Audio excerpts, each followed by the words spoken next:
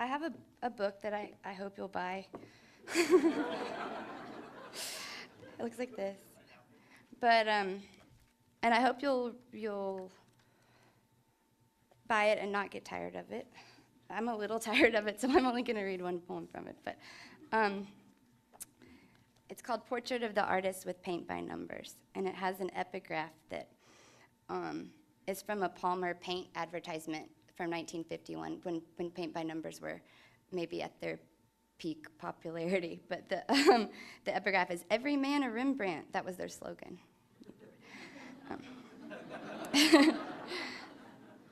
Of humble provenance, a hobby shelf, a shrink-wrap box, my paintings strive for pith and insight, though the presentation falls a few strokes shy of beauty. The old estate with hounds, midnight on Mount Rainier. This week it's Upteenth Beach, an accident of symmetry, enormous dorsal fins, mirror of V of V's. Adjacent breakers refuse to break, skiffs sail across the border, all headed west. And while it isn't good, too uniform, too plumb, unlikelihood seems perfectly portrayed by perfect order. If every man's a Rembrandt, this scene's makers have made things easier. The work begins when, having seen the ending, I'm content to use their template. Not much changes here. I picture days unnumbered, but create idyls of idleness. My proof, these walls necessitate the art I fill them with, an imitation only of itself. The whole book is that happy. It's very happy like that. I've been working on these new poems all year that focus on a woman named Winona Stone and her family, who are also Stones. And I'm not really sure what I need to tell you about her, but she lives in a town called Pleasant Bluff, and she has a strange kind of cast of characters that she interacts with. The cosmetologist, who is kind of like her confidant, and the weatherman, who she's having an affair with, and her dead friend Nancy, who she talks to a lot. But so the rest of the poems I'm going to read are Winona poems. Sometimes I think it's nice at poetry readings to have some continuity between them. But I'll give you little bits of information about her as we move along. But this is the first one of the whole series. It's called The Brink. Winona Stone is having trouble broaching. She likes to float. A quick swig now and then, the one indulgence she can't not allow appeases. She was sure in her skin some years ago. Things change. Don't ask her how. It's not impossible with too much coaching to lose all sense of what you're shooting for. Winona Stone is having trouble broaching. She tries to float. A stiff swig now and then appeases, though the now arises more than then. Today, her mean streak's kicking in. She hates her job. She blames the jobs she quit and jobs she didn't get. She blames before and someday soon. She blames how much depends on relatives and how her next worst choice became the only out. Now, she's a drawer of knives jammed shut. She blames the headset voice of fuzzy, no, she must ignore while listing names, old flames, and ex-best friends, and hoping life has disappointed them. It's tenuous. She wants to see beyond the slings and heiresses of metaphor, wants to, but can't. Her mind's a rotten pond, and doubt, a storm that's never not approaching. So, Winona hates her job. She does not manage a writers' conference. This is not a biographical character. She She's a costumed interpreter, one of those people like Colonial Williamsburg that, dress up like pilgrims and make candles and things like that. And I'm actually not reading any of the poems that focus on that too much, but she starts to draw some conclusions about the heritage industry as she's doing this job. And she really doesn't like her job, and so she goes home and she does other very strange things, which I'll get to later. But this sort of touches on the heritage stuff. This is hospitality. The days of dainty napery, salt bowls, and centerpieces are done. Foreclosed, a home's a house. Here, signs say short-term leases. The royal treatment, who has time? Box wine, a deli platter, and it's a party. Not to say decorum doesn't matter in Pleasant Bluff, just people's sense of reciprocity has changed. From canine palaces adorned with filigree and eaves to little knitted caps fitted to pickle jars, sympathy hams, or Christmas wreaths in the grills of burnt-out cars. That's why, despite her wild hairs, Winona aims to bring a sense of old colonial style to the latest next big thing. When others at the beauty shop choose lightning bolts or hearts, she asks the cosmetologist to wax her lady parts and leave a pineapple design.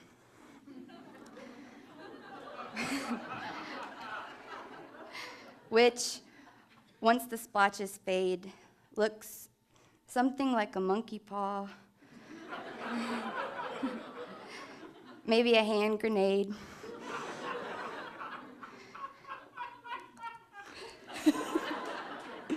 But either way, the weatherman doesn't say a word, just flaps against Winona's lintel like a manic bird, until she understands he'll never give a hoot about the logic of her welcome, though he gladly wears it out.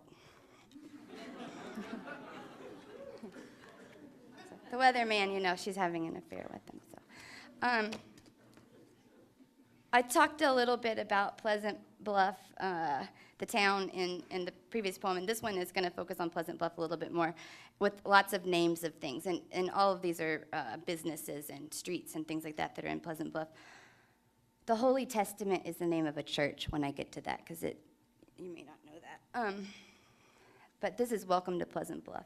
There's a lot of ice in this water. I don't know who did that. Just kidding. Welcome to Pleasant Bluff. It's not unpleasant here. The chicken plants and car plants grow like plants. Here, all the sames are different, though a hell-bent countenance persists in yards still plugging past elections and latticed propane tanks. Here, names like Jerry of Jerry's Rigs mean business. Football games mean war. Here, kids attend Dead President Primary right off Bigwig Avenue, past strip malls and the Holy Testament, whose latest message, God's grace gives us rage, has lost the COU. A new corrections department and Three Brothers Barbecue run by two moms. Here, downtown is disguised. The old P.O., a bank. The gallery that used to be a mill, now capitalized, the mill, sells space and photographs of mills. Here, progress means, ostensibly, an age of reclamation, from topography to toponymy. But since the genius lies in places, not in names, here, once you're there, you'll lack an actual to actualize, finding no oaks in Oakmont Cemetery, and only shops in Walnut Square. No hills in Eden Hills, no Eden anywhere. And one of the things I did when I was working on these poems is I would just kind of gets stuck and put Winona in a different new situation when she wasn't at work. And one of the first places I actually put her outside of her work environment was at a cocktail party. This is kind of a summer poem, I think appropriate to our conference. So this is Slow Fade. Winona in a dress that doesn't fit. The drape's all wrong. She looks like she's been hit by a baby shower. Plus, her hair's a wreck. Think Shirley Temple on a rooftop deck come late July. Wind smacks the tablecloths and snuffs the votives. Overzealous moths self-immolate. Well, isn't this a bitch? She thinks, stiff, smiling, though she's sure to ditch the cordial stick. A friend she's sampling has taken her under an ample wing, which, fanning out this evening, spans a flock of people about town. Fine feathered stalks, seersuckered, atomized, they're lovely, ripe for conversation, not Winona's type. The plot unfolds, backwater, roman fleuve, handshaking husbands, wives who say, make love, as in, when Doug and I were making love, or Doug made love to me, or Doug, that love we made was really something. Out of touch with social cues, Winona drinks too much, which suits her role, the shoe about to drop.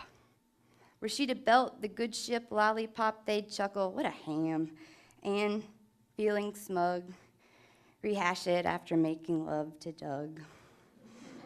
Instead, she whirls her drink, eviscerates a napkin, little loves me nots, and waits to find a way around the mise-en-scène.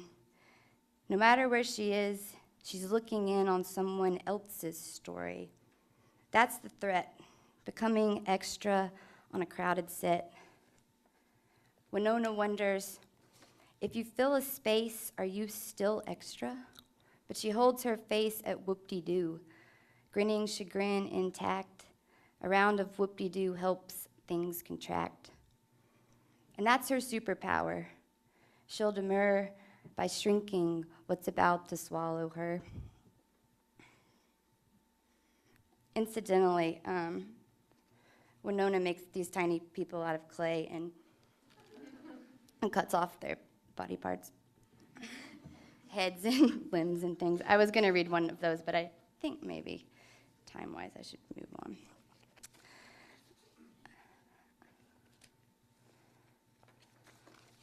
This is one from the past. This is One Winter. I don't think I've said Winona has two brothers, so they're featured in this poem too, but One Winter. The stock mythologies and fibs aside, it wasn't that the grown-up Stones had lied so much as built a kid-proof shed for storing truths dispensed with.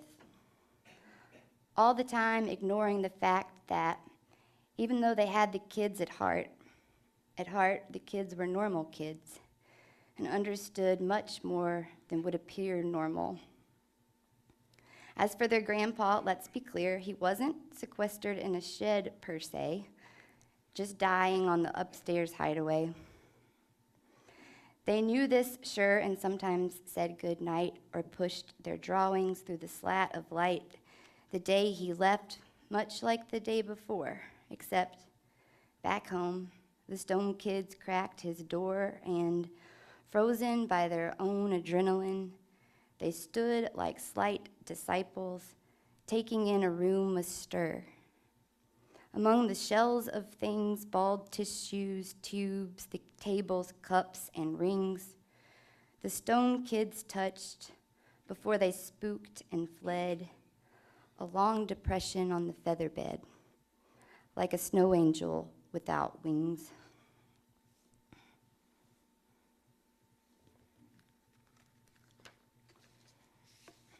This is the last one I'm going to read. And it's one of the last Winona poems, too, so it works out for us. This is Calculating Route. looking like Lady Liberty in a mud mask worn thin that the cosmetologist prescribed for combination skin. Wearing a slip she calls a dress, it's clearly not. One sock, one shoe, her hair heaped up, her free hand covering the clock. Winona drives a loop around a town 2 towns removed from Pleasant Bluff. Just up and left tonight. As if that proved she isn't stuck. Yes, see how stuck she isn't? Unconcerned with the vaguely British voice explaining where she should have turned. She used to choose the scenic views, parked, flinging cans or matches over the edge, relieved at last to see the purple patches of sky go black. She used to feel half holy, set apart from the tangled arteries that fed the city's dim-lit heart. Ah well, Winona's older now, and holy's flown the coop. She hauls her fat soul down the road, grown sick of chicken soup and goodwill. These days, sleep's a hint her body doesn't drop. And bloodshot, spray-tanned, flaky-faced, Winona drives to stop the endless spinning. Nothing clears her head quite like the fogged observatory of her car. Considering she's logged 1,000,000 miles on the stretch connecting back and forth, she knows this much. From plate tectonics to magnetic north, the earth is shifty. Like the dead GPS in her lap, the gods, those bum cartographers, are all over the map.